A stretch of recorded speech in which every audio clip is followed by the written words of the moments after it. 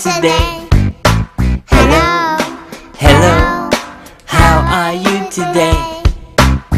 Let's sing our ABCs. Dear parents. Hello parents. How are you? Are you happy? Yes. I'm happy too. Well, children from level 1, class 1, I want you to come here and sing for the parents. You sing for the parents, you say hello to parents. All children, come. All children, class 1 children, all of you, come. All children, come for hello. We're going to sing for the parents. Every child, come. Yeah, from class 1 children. Class 1 children, come all of you here. Be respectful, be respectful.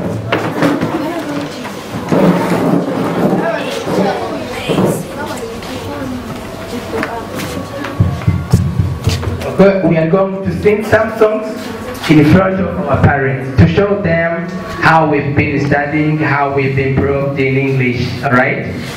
Can you take a microphone?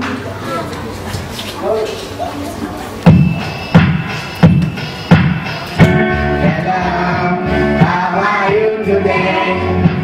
Hello, how are you today? Let's sing our ABC.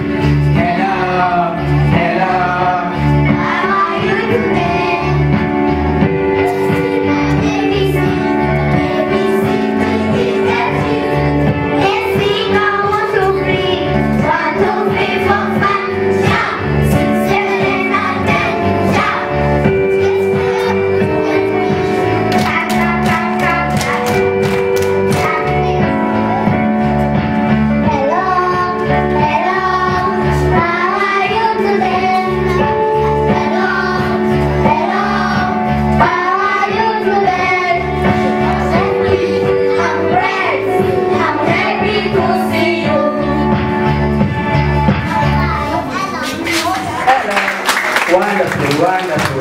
This is so great. Okay, now we're going to sing I Wake. Do you know the song? Yes. You know the song? Yes. Okay, let's go. I want to wake up.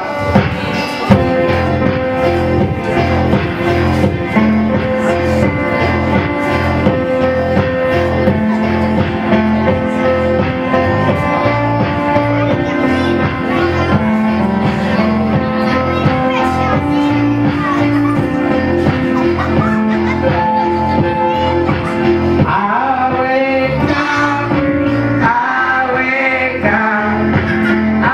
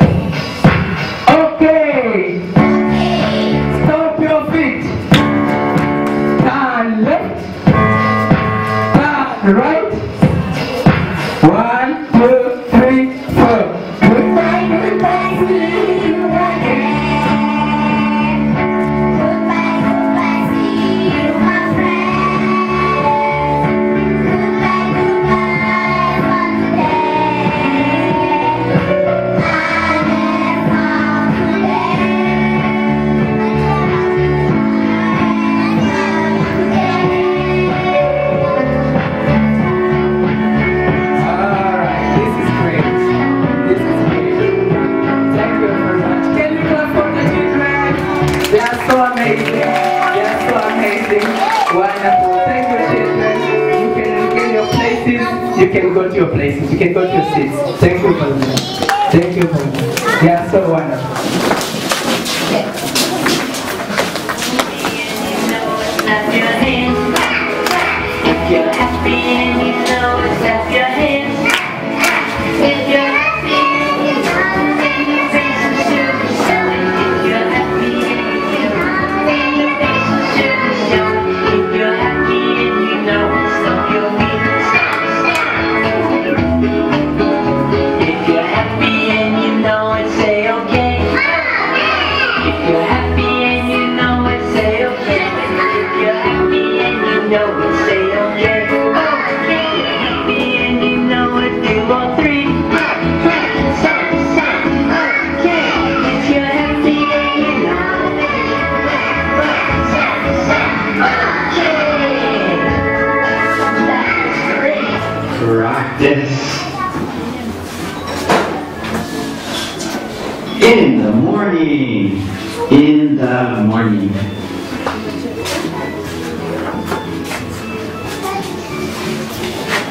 I'm always very busy in the morning. I always make the bed in the morning.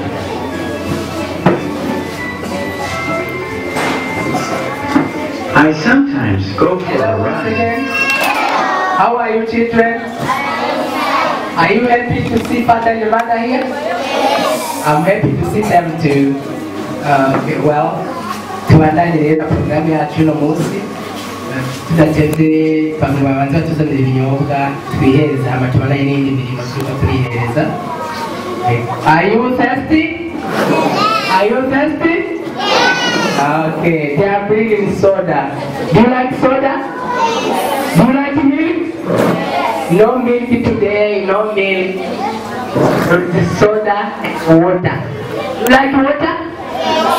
Do you like water? Okay, bring soda please. They like soda. This is what I do. I brush my teeth. I brush my teeth. I brush my teeth. Brush my teeth. I comb my hair. Comb my hair. I comb Can you comb your hair? Can you comb your hair? my hair. This is what I do When I wake up in the morning, well, This is what I do. when I wake up, well, I eat breakfast. who like to cook? I eat breakfast. Eat breakfast. I go to when I wake up. Up in the morning, well, This is what I do when I wake up. yeah, I wake up. I wash my face. Okay, I would invite Mananga Sabio and David Jerry for a poem. Mananga Sabio and David Jerry, you welcome here. Where is Jerry? Jerry, where are you? Jerry, come. Hello, How are you? I am fine. What's your name? My name is Sadi. Where do you live? I live with Mom. Okay, do you have a poem? Yes. Okay, go on. Go on. Poem. Mommy, I love you. I have eyes to see your beauty. I have ears to hear your sweet voice. I have mouth to sing for you. I have feet to run to you. I have arms to hug you. I have arms to tell you that I love you. I love you, Mommy. Wow, can you clap for them? Clap for them. Thank you very much. Thank you to their mothers. I have eyes to see your beauty. If you have eyes, you can notice your mother's beauty. I have ears to hear your sweet voice. A mother has a sweet voice, very sweet voice. And then I have a mouth to sing for you. Then you sing for mother. You sing for mother. I have feet to run to you. I have arms to hug you. When a mother comes, you run to hug her. You hug your mother. And then you have a heart to tell her that you love her. Wonderful poem. Thank you very much. I think it's wonderful. It's going well. And the following, someone is going to make a family presentation. She's going to show us her family. It's done by Alessia. Family presentation. Family, my family. And your friends. All your friends can come. Family presentation. Family presentation. Okay. Family presentation. Ahdi, where are you? Liana? Huh? Okay, everyone. Alright, wonderful.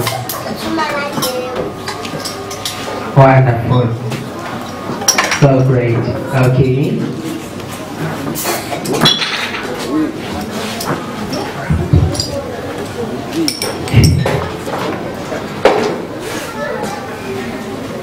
Mommy, I love my family. This is my father who brings bread to me.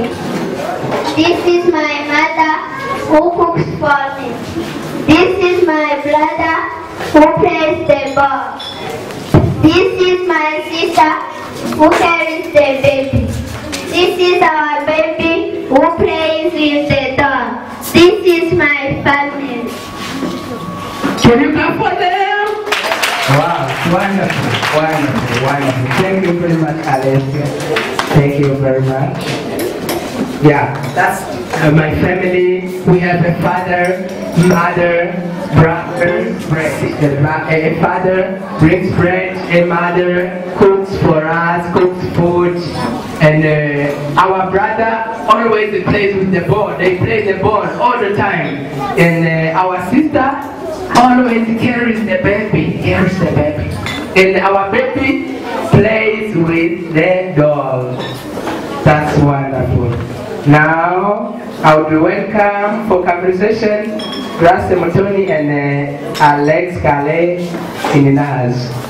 It's a conversation, a short conversation. They have plenty of things to present to us. They have a lot of things. Today we're going to enjoy. And I think we are enjoying.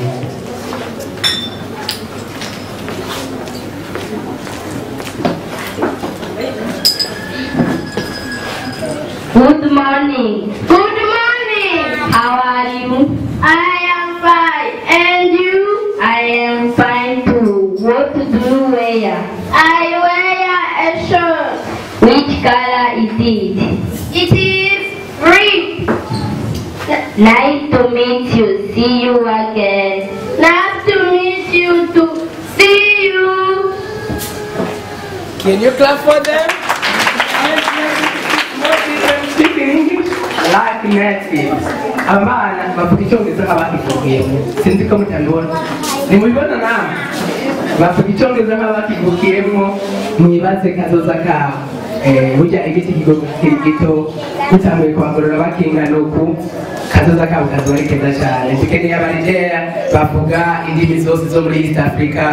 Abantu turashaka bambere tuvuga indimi nyinshi, Ifaransa ndazi henshi bakivuga. Icyongereza nakifo ko tucinjiramo kandi tukaba bambere.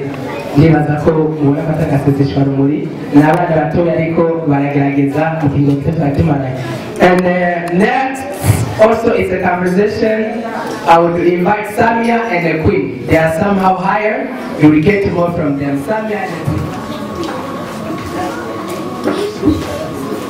Hello, dear parents, teachers, and everyone. Hello. of you to the farm interior. My name is Queen Tanya, and this is my friend.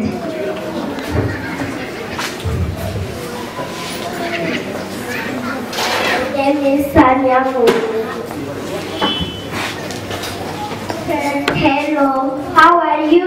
I am fine, thank you. And you? I am fine too. Where do you live? I live at Sokate. How about you? I live at Kiosha. Where do you study? I study at Source of North. How about you? I study at Source of North School. What do you like to eat? I like to eat a meat. How about you? I like to eat chips. What do you like to drink? I like to drink a juice. How about you? I like to drink milk. Who is your friend? My friend is you, Queen. How about you? My friend is you, Samia. My friend, do you like English? Yes, I do. Tell me why you like English. I like English because I think it is the most important language in the operation world. My friends, I have one question to ask you. Oh, you're welcome. Thanks. Well, do you think education it is the key to success? Of course, yes. Education is the key to success because when you have been to school, so many doors, opportunities are wide open, and besides, you can know what is happening worldwide. Wow, thanks for your wonderful answer. It was nice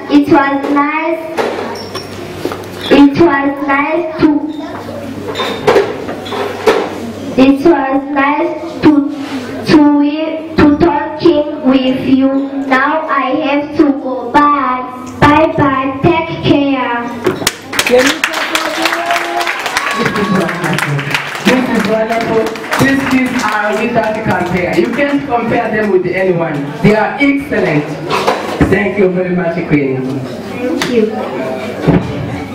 I have a gift for you. All the children who are performing, I have a gift for you. You'll be gifted. I'm going to give you a gift. Thank you very much. Now, let's get something from Ange or letter with the parts of the human body. Ujamala rero umuntu amira babwajisha hera kumzo kushira ku birenge. Arakat igihangana. Welcome our letter.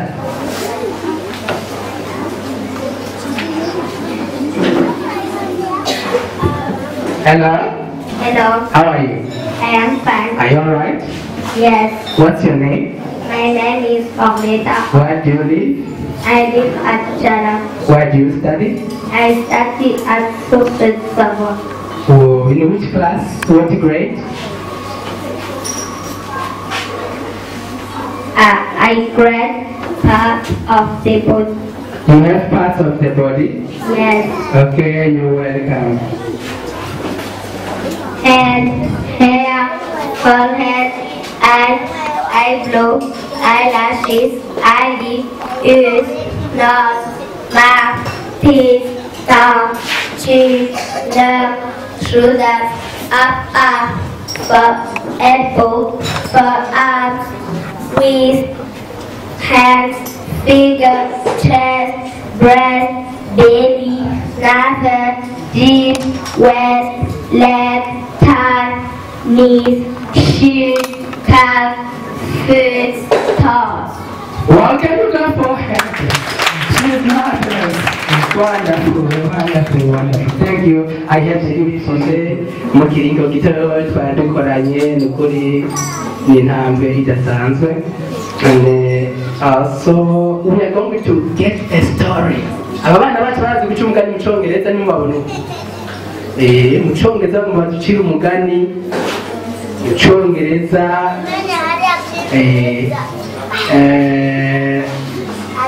where are you for storytelling? Storytelling, that's Axel and your friend, where are you? Hurry up, hurry up, hurry up.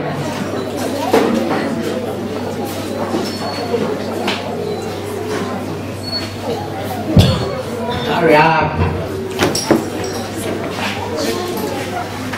Hello, dear parents, teachers, and everyone.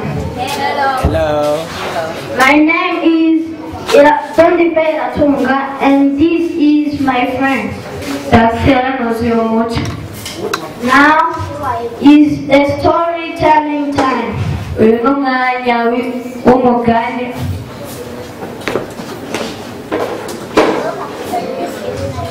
Once upon a time, the bush rat and the bat lived together.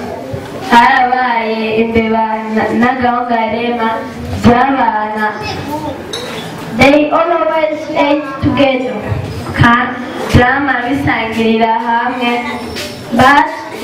But the bat was secretly jealous of the bush rat.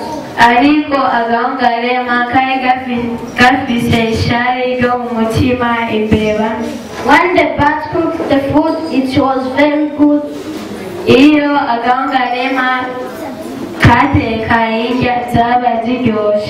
But the bush rat soon asked how his friend cooked the food so tasty.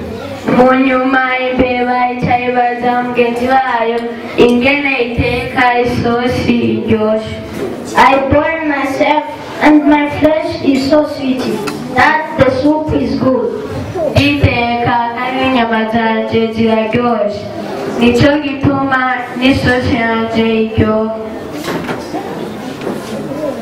Then he promised to show it how it was done.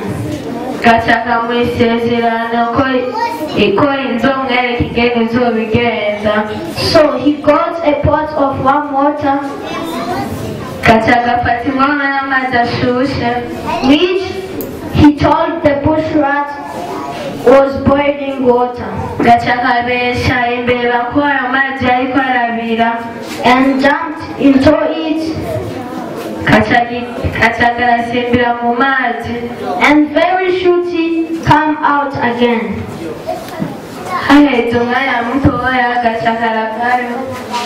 When the soup was brought, it was as strong and good as usual.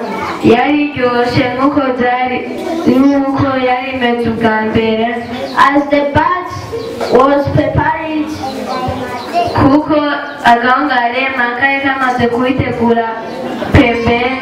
beforehand.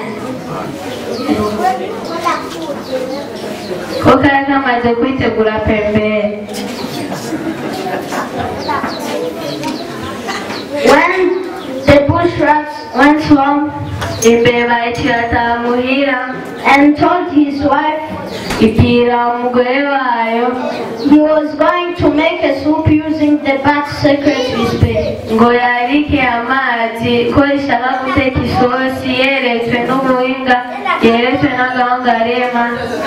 he told her to boil some water,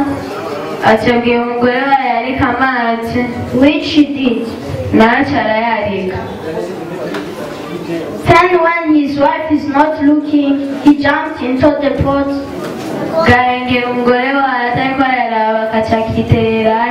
and he was very soon dead.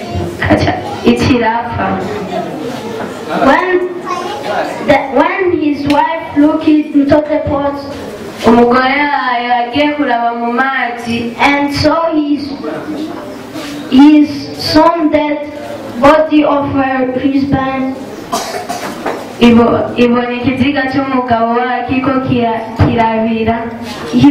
very angry and reported to the matter to the king, who gave orders to catch the bat.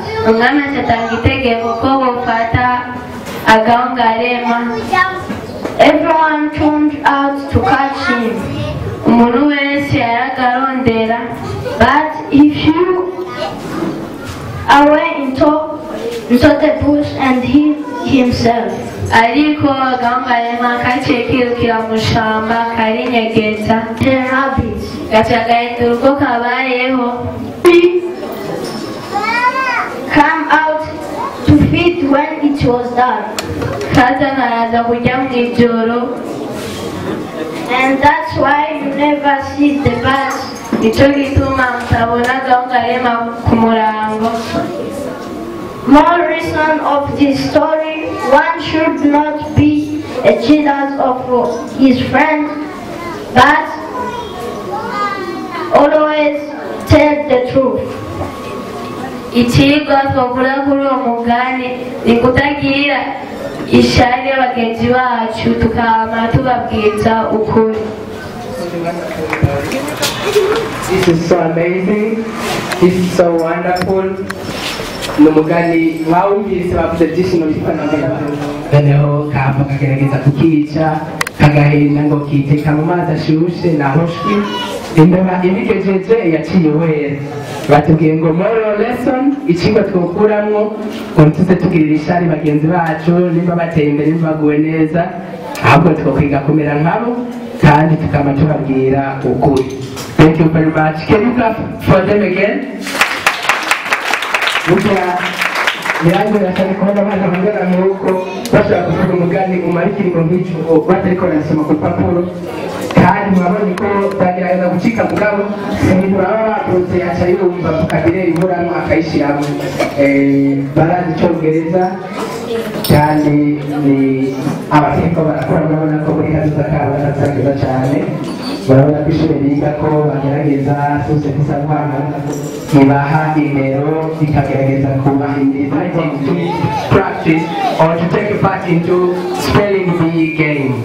Spelling bee game. Hurry up please, hurry up, don't be afraid. Don't be afraid. Spelling bee game. Spelling bee game. Hurry up. Now abandi bashaka kuja.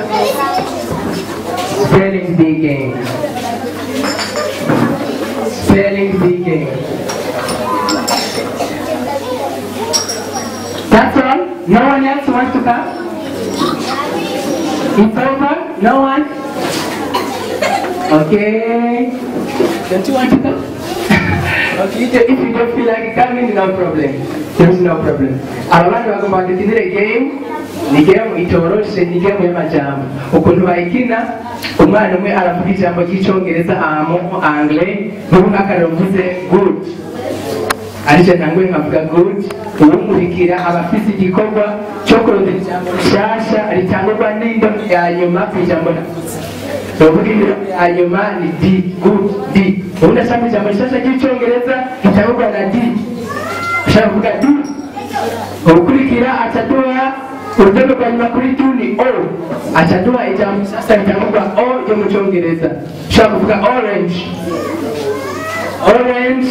Ukurikira ataramba muri orange bitumubwira ngo cyaherejwe urudome uru biba agumva yiyumvira akarokoneza iryo jambo banyandika gute urudome ruherezwa n'uru bakacaduha ijambo rishasha. Orange harizwa na E acavuga example acavuga X ubundi acamba muri X haherezwe iki yumvise ari S sawa acavuga so something. Okay, are you ready?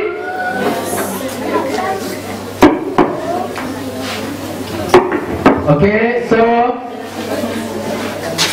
murakura kuranamo kugeza kubatse na mwese, then we get a gift to the left. 6.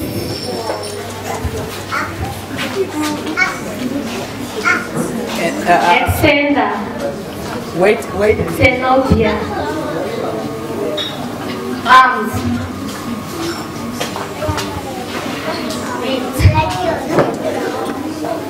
You fail. Go and sit.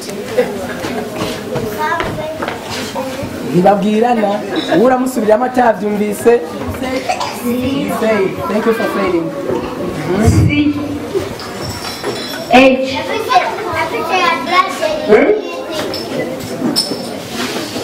Okay, there is a C. Ikianga is okay. H. Ear. Ear.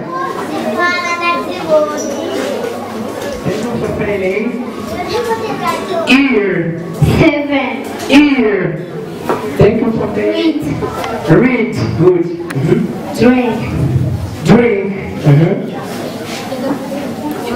No. King. King. Good word. Good word. Blue. I agree. Orange. I agree. 8. Orange 8. Yes, I agree. 8. 10. 10. I agree. 9. 9. I agree.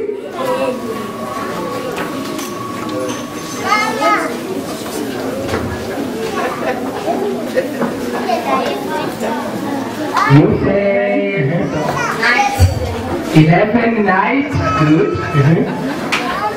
Truth. Truth. Yes. Fear. Truth. Fear. No. Give the mic to the left. Truth. Truth. Truth. Hair. Hair. Hair. Yes. Hair. Ring. Read. Read. Read.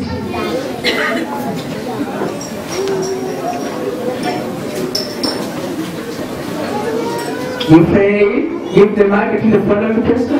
Dialogue. Dialogue. Enjoy. Dialogue. Enjoy. Yes. Yellow. Enjoy yellow. Good. Wow.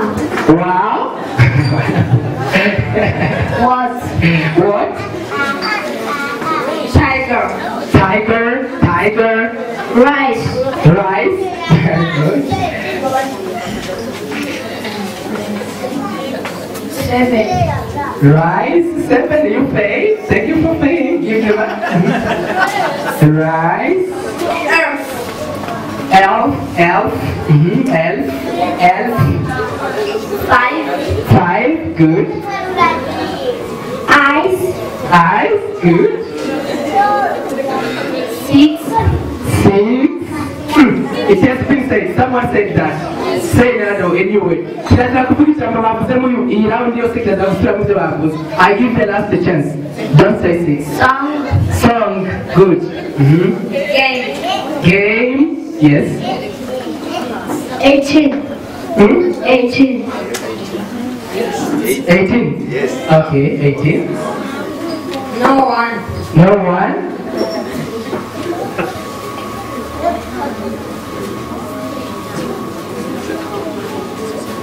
No one. One. No one. One.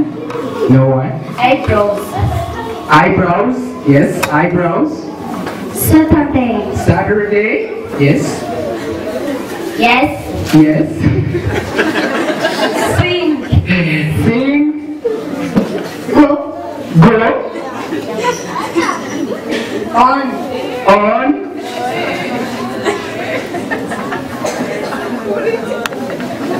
X. No. Thank you. On. Nice. Nice. Every. Every.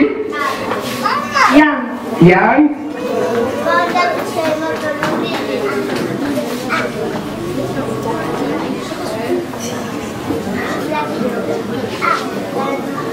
Very. Young.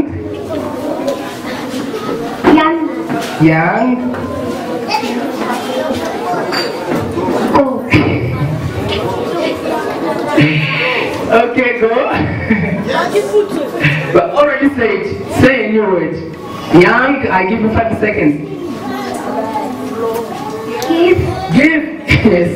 Give. Eyelashes. Eyelashes. Sunday. Sunday.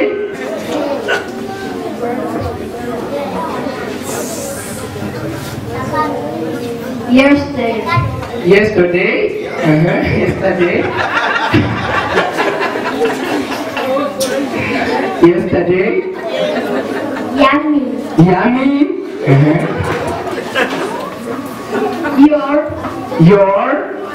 Your name. Your.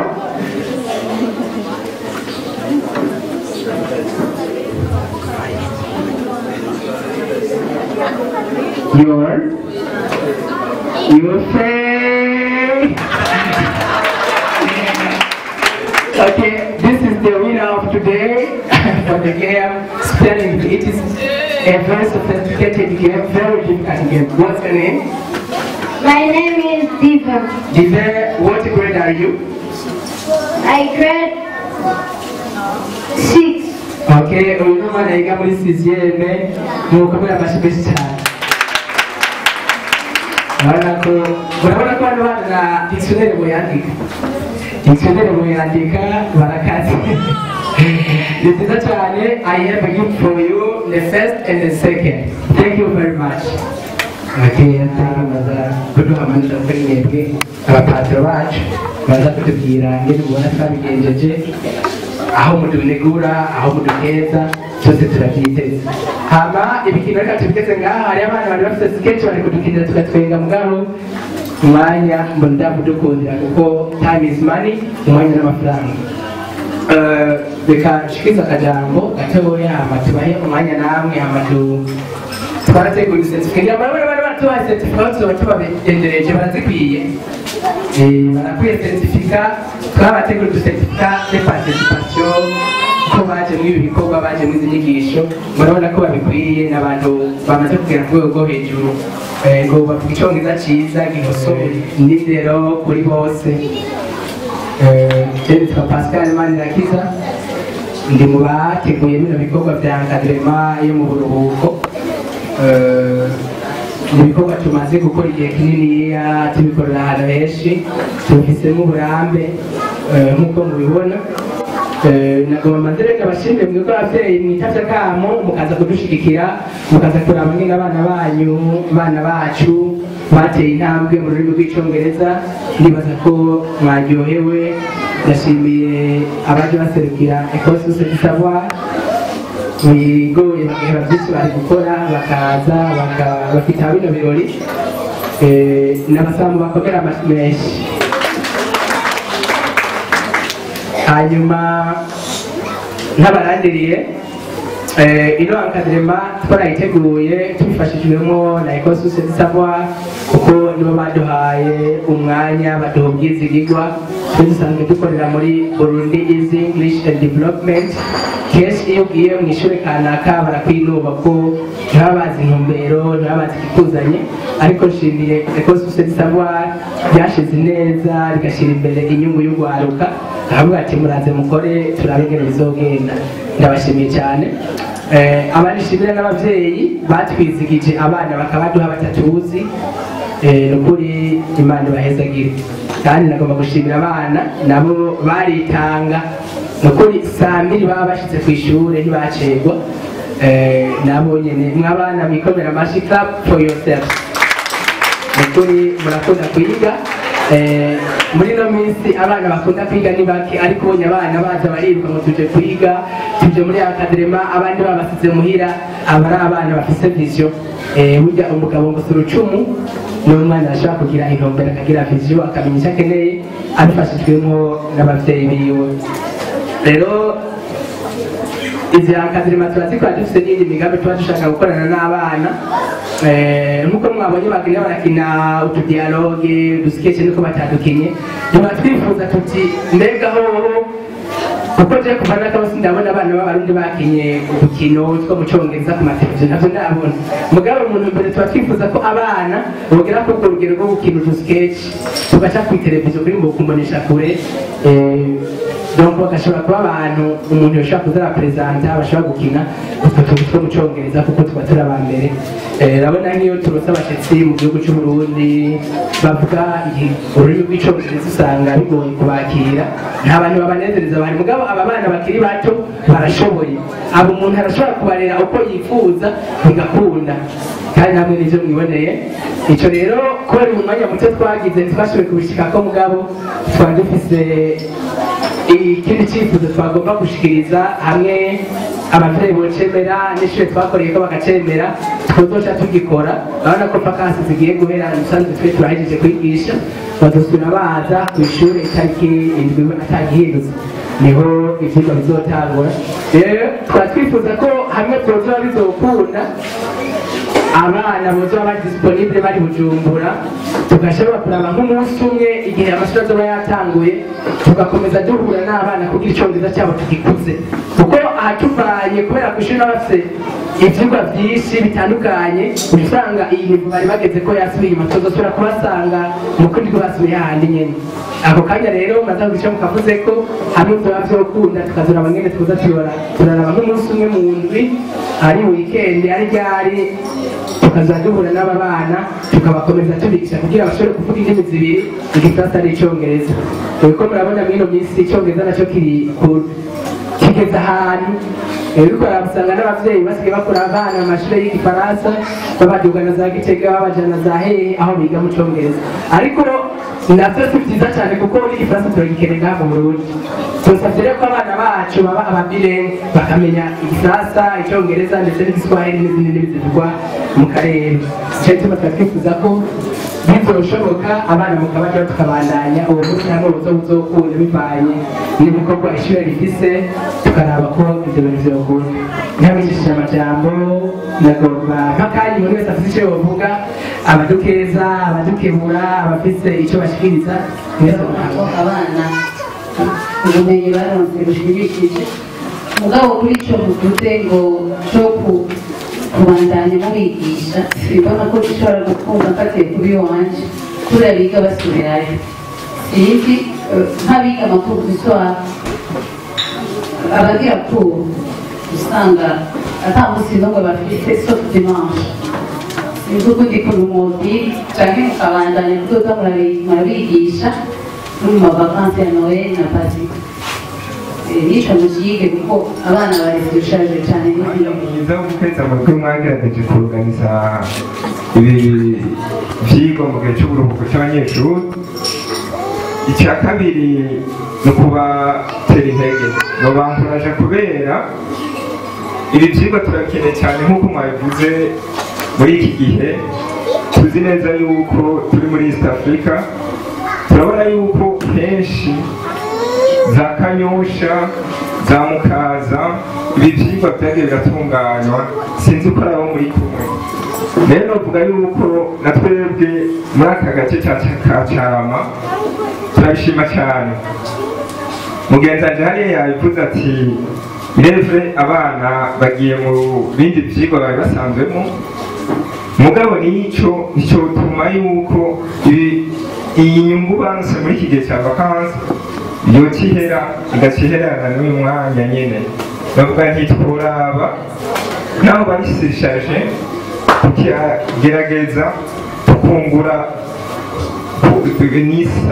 n'amasaha abiri cyangwa nk'amasaha atatu muri wikende bakayarondera kugira abo bana babandanye biyibutsa ibyo baba bararonse muri iki gihe cya vakansi rero novuga nti icyo ni icyumviro cyiza cyo nobishigikiye mugabo uwo mwanya nawo mugerageza muri mukawiga ku buryo utohava upetiriba ibikorwa by'ishuri ntupetiribe n'ibikorwa by'abanyeshuri bari basanzwe barimo J'ai été mardi pour ça dans les cours d'histoire, même ça c'est le cours d'histoire.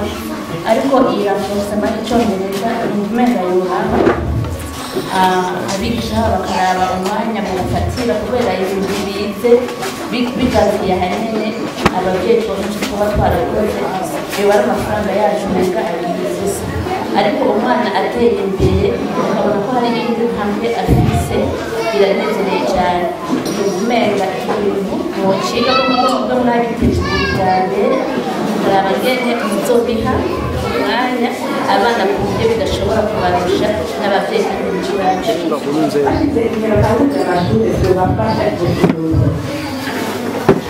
iyo Mukamenge Mukamenge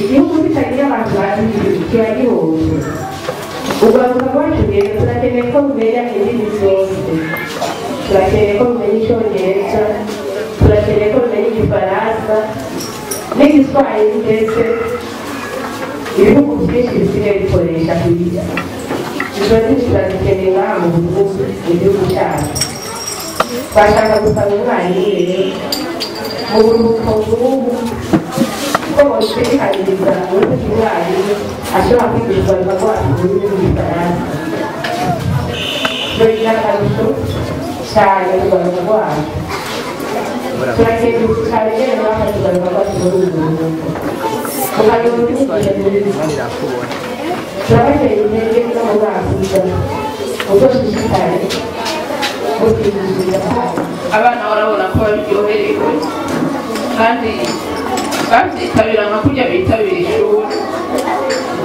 rya minsi yose je ndiko ndaraba nk'abo twarungitse twebwe iwacu no mu babanyi urabona ko ari abana bazinduka nka kurya bazinduka baja kw'ishuri rero bakagenda bariruka vyaradufashije rero kuko les grandes vacances ziragoye kurugera ku bana hari usanga utabona neza ivyo baba barimo utabona iyo woshira vyaradufashije yabaye occupation en même temps apprentissage kuko umwana ashitse warumva yuko hari ico yatahanye mwaragiranira discussion mukagira échange ukumva yuko hari icyo umwana yatahanye akaririmba ubona yuko hariho ibindi vyigwa basanzwe bajamwo amavakansiyo yaheze umwaka w'ishuri atangura bibafatira presque toute la semaine yaba hariho nk'akanya ahanini nabonye umengo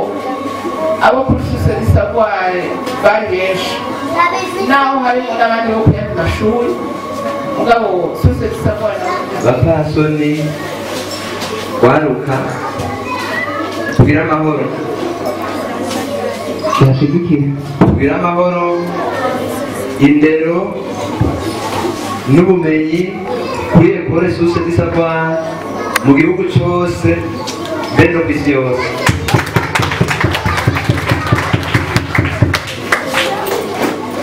murakoze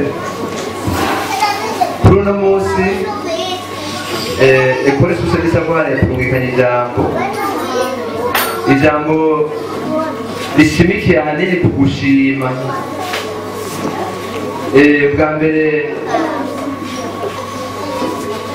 nk'uko yamibigira yadutumye gukengurukira ababyeyi mungize amashito y'abakomeye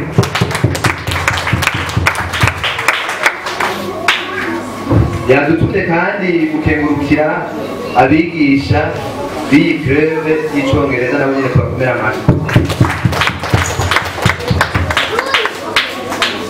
yatumye no gukengurukira urugwaruka rwose bitavye izi nyigisho namwe tubakomera amashyi namwe muyikomere abavyeyi babakengurukira kena bababwiye ivy'iyi clube yigisha ururimi rw'icongereza aho madrema mu gihe c'uburuhuko hama namwe mugace mwitaba akamo kuko mwarizigiye ekole suse di savoir makumwe mwarungika abana ku ishuri murizigira ko ibarangiye ahandi abana boshishikara bakarisha ubwenge mu buruhuko hariho abana benshi usanga bajya mu bitagira ikimazi ariko mu bagamburuka muramenya ko ishure iri kubereka intumbero nziza benshi ni umunsi w'imanza ariko mwaheze izo manza uyu mwanya muha akamaro kuko muri ko muha intege abana mutera intege abana kugira bashike kure mwereke ko mubashigikiye rero turasubiye kubakengurukira natwe turi ngaha ku bwanyu kandi ibyo tuzogenda tuganiye tuzi ko bizogenda neza amajambo menshi tugira amahoro ubumenyi n'indero ku ishuri ryacu no ku mashuri no ngaha no mu gihugu cyose imana ibahezaga batanze n'ibyasabwa abana mwese mwegere abari hariya mu kibuga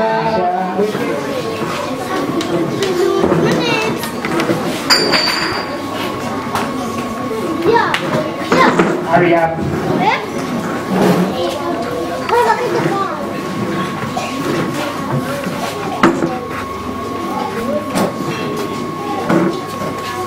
Thank you. That's your certificate of participation in these activities. Miss Erika Nema Melchior. Hurry up, hurry up.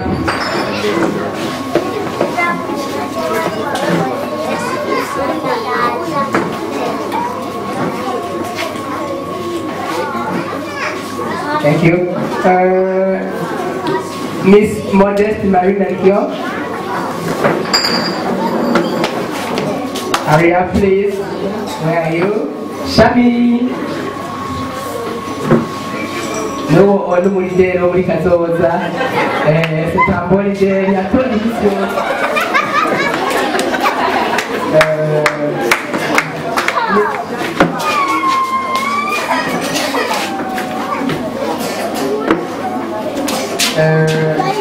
Denis Glaciela et Kézoué.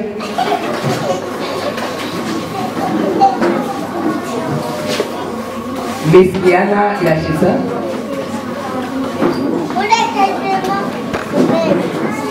Diana Yashisa. Oleta Ishimo. Hurry up.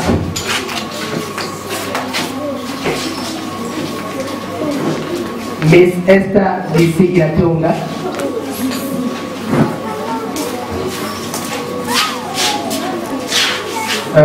Mysteria Naomi Ihimbaze.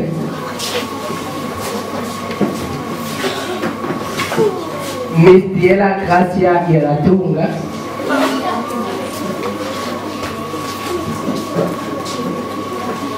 Thank you. Miss Queen Dania Yatunga.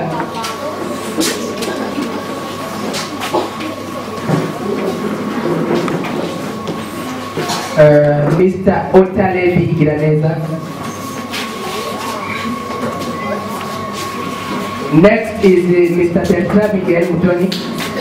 Bertrand. Yes, Leha.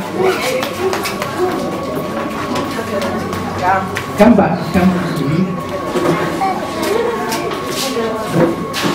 Miss Princess Sabio Mananga. Mr. Audrey Kenyoya Mose. Hurry up.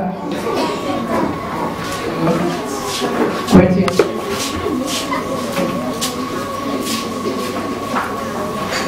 I was in Wari, was Watoda, during your banner. Miss Millie Alex Ishimwe, where are you? Mr. Calve Corral.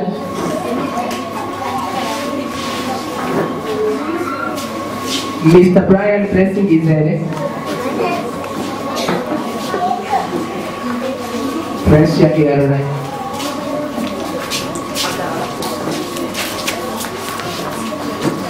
Miss Chanceline Keza Kimana. Mr. Oli Natasha Lambanza.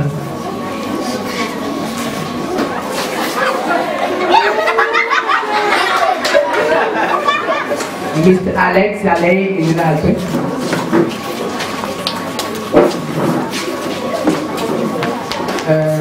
Ange Ali, come quickly. Miss Rama Zeimana, come quickly.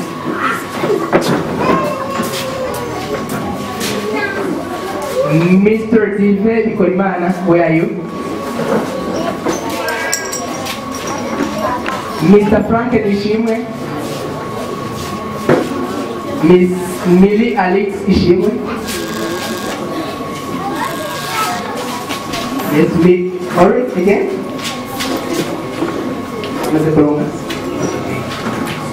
Mr. Louis Thibault to comment. Thibault. Miss Yusla Ishimwe. Mr. Lucky Fleury Leozima. Yusla Ishimwe, where are you? And Mr. Lucky Fleury, come with me. What's your name? Mr. L. Eloy Israel Nimon. Israel Nimon, where are you? L. Eloy. Miss Clarisse Igiraneza. He is also a leader. He is a leader. Thank you, leader. Clarisse?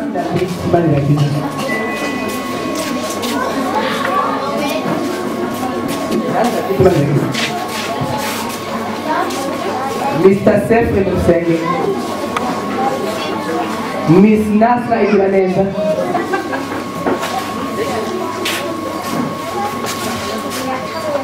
Miss Angela Igiraneza. Miss Noella Marie Mugisha. Angela.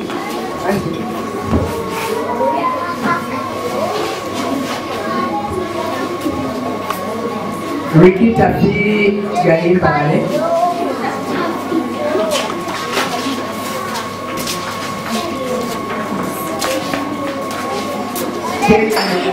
Carl Levy in Enazo, where are you? Mr. Alain Michel Ismana, where are you? Hurry up.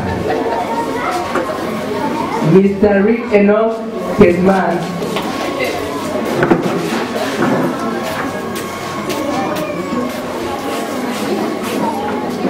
Daxel, Miss Anna Joel Igiraneza.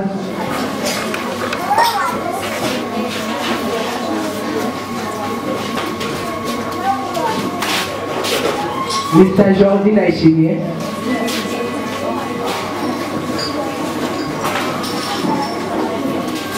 Okay, ni watoto na utaros.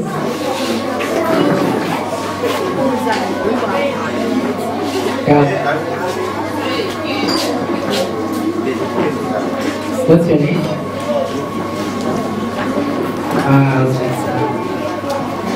Tugiye udukino tugiye udukino ushobore kuza hano hariho utugifti nateguye aba bana bitanze bagatunezereza kamwe umuntu wese abona bagenda agataramo basi dutanga umwaka w'ishuri open then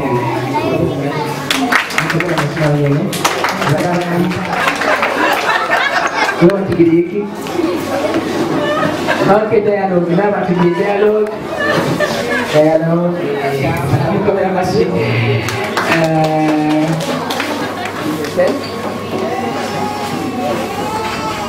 And then our material will not take